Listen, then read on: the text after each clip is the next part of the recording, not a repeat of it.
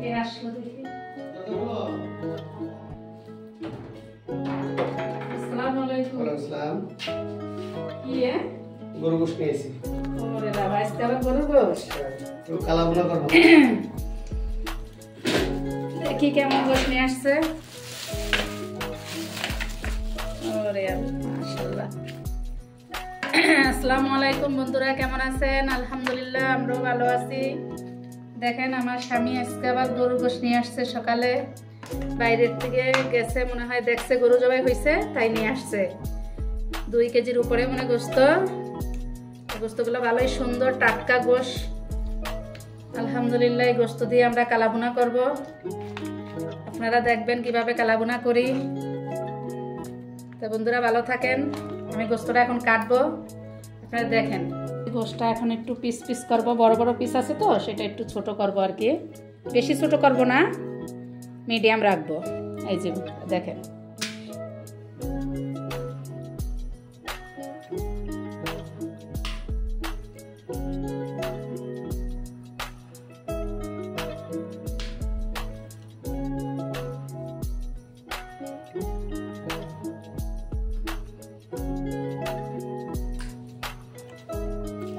বেশি গরুর গোশত এমনি কমে যায়, এই জন্য বেশি ছোট করব না। একটা গোশতকে আমি 2 পিস করতেছি।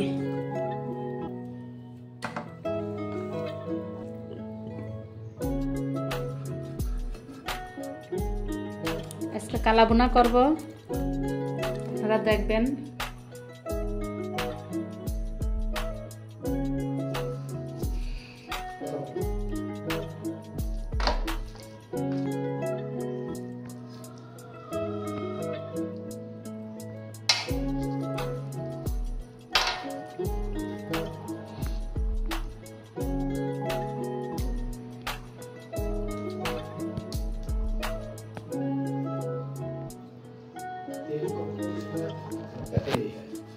রেডি।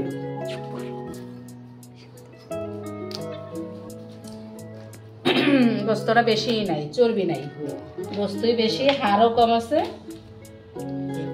ভালো হয়েছে গোশত, সাইজটা সুন্দর করে করে দিছে, বেশি কাটা লাগতেছে না।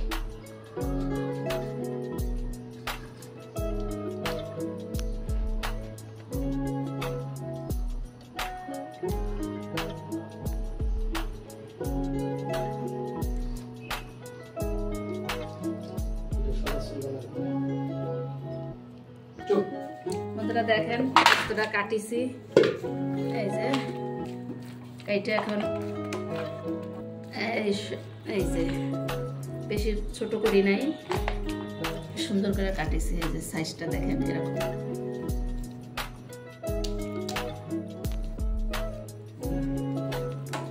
একটা বড় হাড় আছে, হাড়ের ভিতরে এই যে সেই এটা যেন কাটে নাই, গিলো হয়ে গেছে ভিতরে।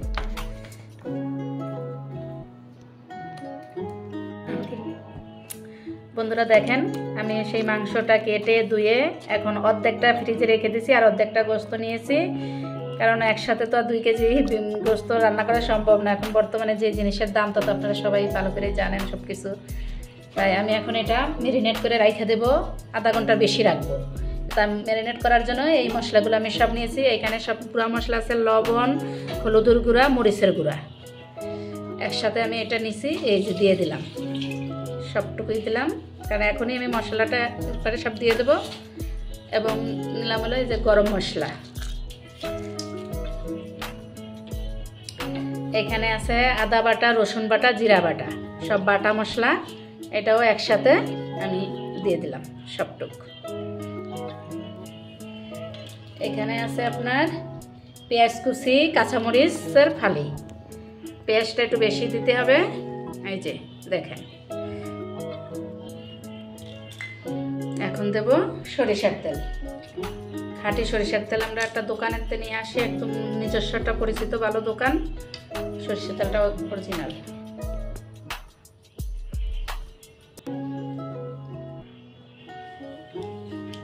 বিসমিল্লাহির রহমানির রহিম। ভালো করে মাখিয়ে ম্যারিনেট করে রেখে দেবো। গোশটার ভিতরে সব মশলাটা ঢুকবে, তাহলে খাইতে বেশি স্বাদ লাগে।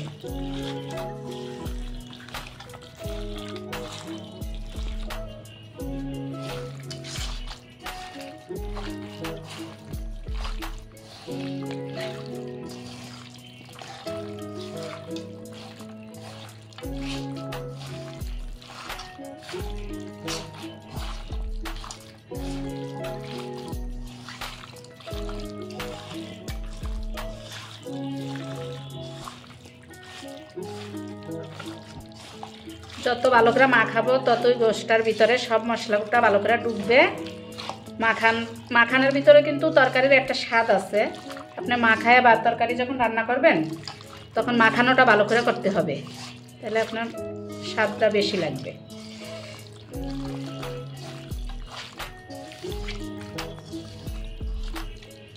আর একটু তেল দেই।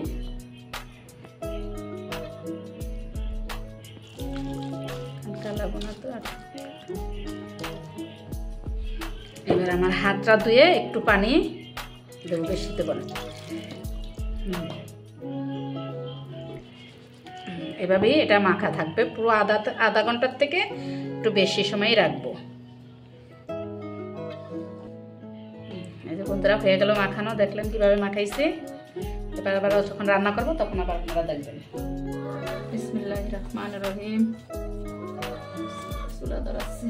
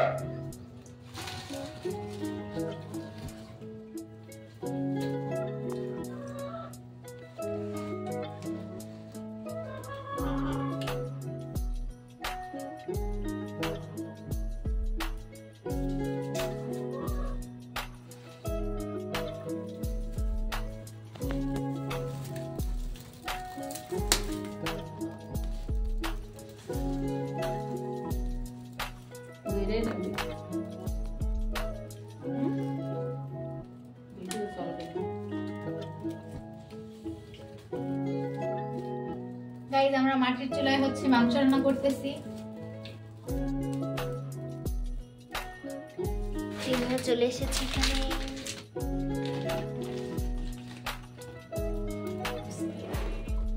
গাইস বন্ধুরা দেখেন, সেই যে মেরিনেট করে রাখছিলাম সেটা এখন বসাই দিলাম চুলায়। 1 ঘন্টা হয়ে গেছে মেরিনেট করে রাখছিলাম।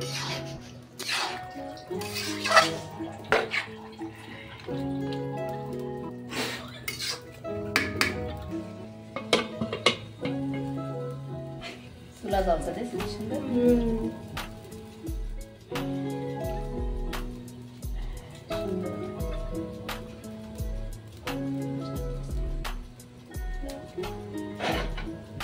চুলা জ্বলতেছে, জাল জ্বলে গেছে।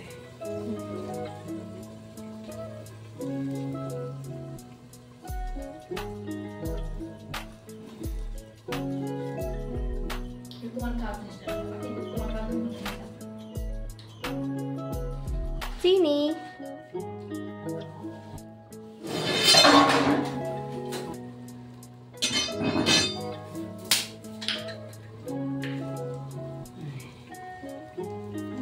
এটা দেখাই, পরিবেশটা এটা দেখাই।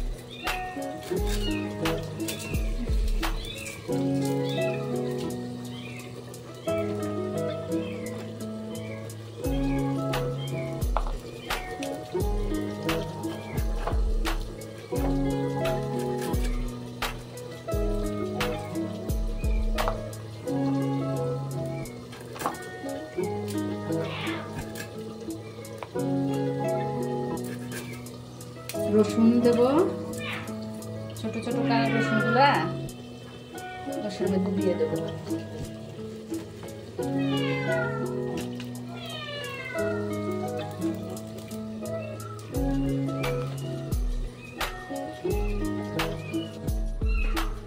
রান্নাঘরে সবসময় চিনি আসা লাগবে। আসো।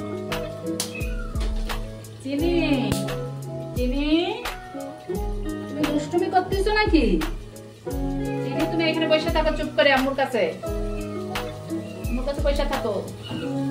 চিনি শোনা, ওই যে আমার চিনি শোনা কি সুন্দর বসে দেখো দেখো। ময়না পাখি যে, কি ময়না? কি মা কি সোনা পাখি তুমি? ময়না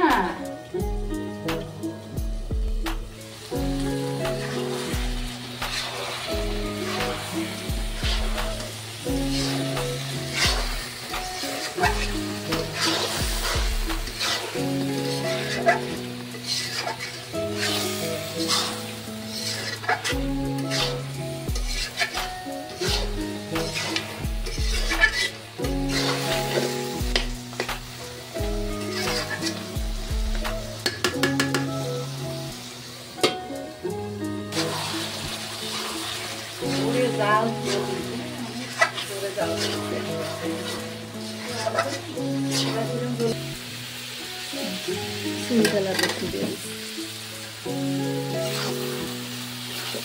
কষানো মাংসের সাথে সেটা দেওয়া হয়েছে।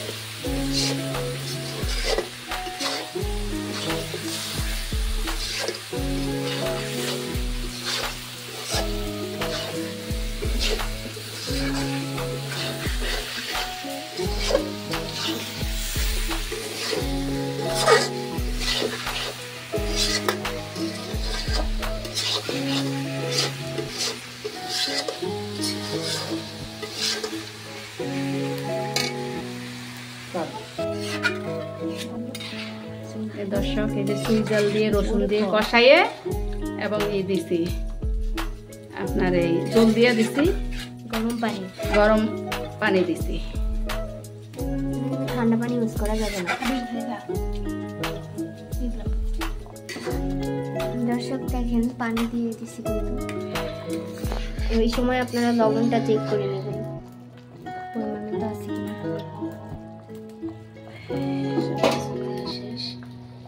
ওইদিকে আমরা পেঁয়াজ পেস্টও করে ফেলছি। জিরার গুঁড়ি, জিরা গুঁড়া, তারপরে আপনার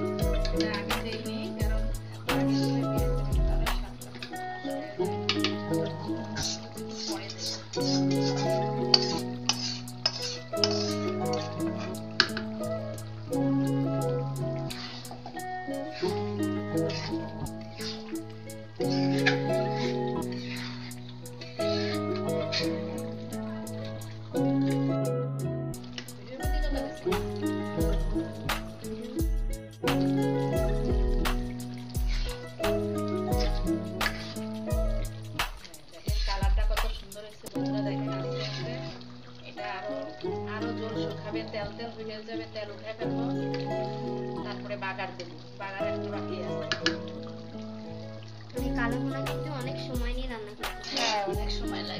করতে পারবেন না আপনারা। জাল হতে থাকবে, আস্তে আস্তে জালটা দিতে যাবে, সিদ্ধ হয় ভিতর থেকে, নরম হয়, ভালো। রান্নাটাও মজা হবে এটা।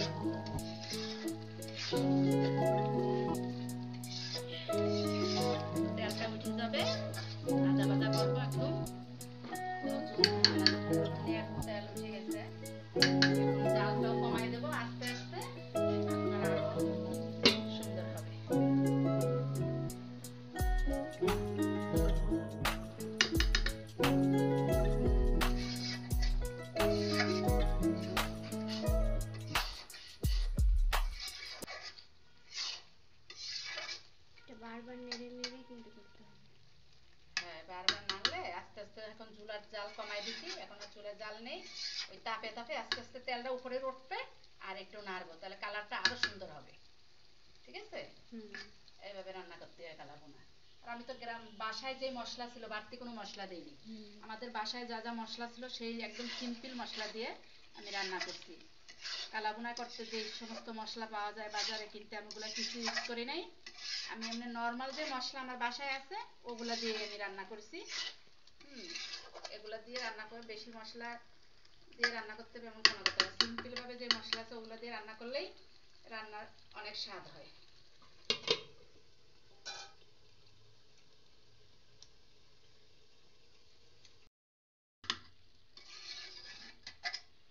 বন্ধুরা, এই যে নামিয়ে ফেলতেছি, আমার রান্নাটা সম্পূর্ণ হয়ে গেছে। এখন আমি পরিবেশন করব।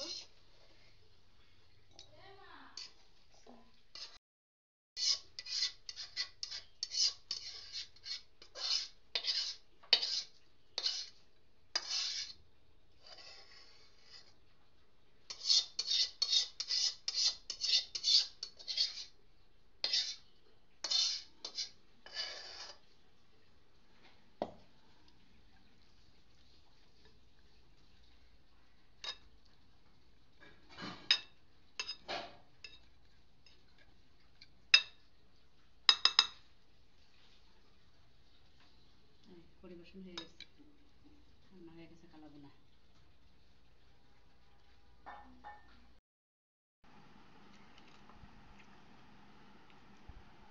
বন্ধুরা দেখেন, এই যে রান্না করছি, এখন আমরা খাবো। মা মেয়ে দুইজনে।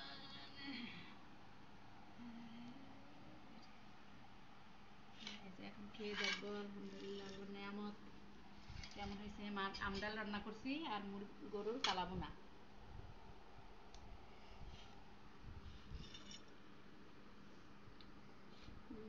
খেয়ে বলবো খুবই সুন্দর দেখা যাচ্ছে, কালারটা এত সুন্দর। বিসমিল্লাহির রহমানির রহিম, বিসমিল্লাহির রহমানির রহিম।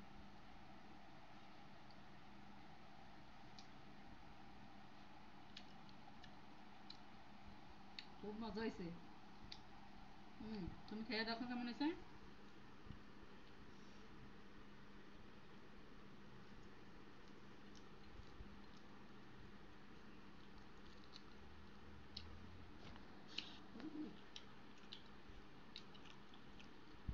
আসলে অনেক স্বাদ, কালাভুনার রিয়েল ফ্লেভারটা পাওয়া যাচ্ছে।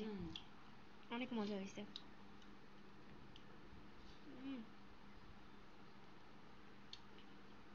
মাংস দিয়ে খেয়ে দেখি।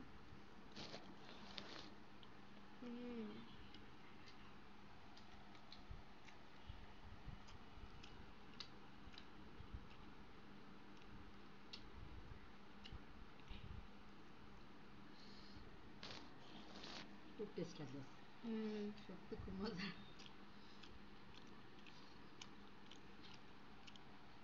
আর সাথে আছে টক ডাল। এই যে আমডাল রান্না করছি, দেখেন ডালটা কত সুন্দর হয়েছে। কালাভুনায় তো কোনো জল নেই, মাখা মাখা সেজন্য আমডাল রান্না করছি। ডাল দিয়ে গরুর মাংস দিয়ে খেতে এমন খুব মজা।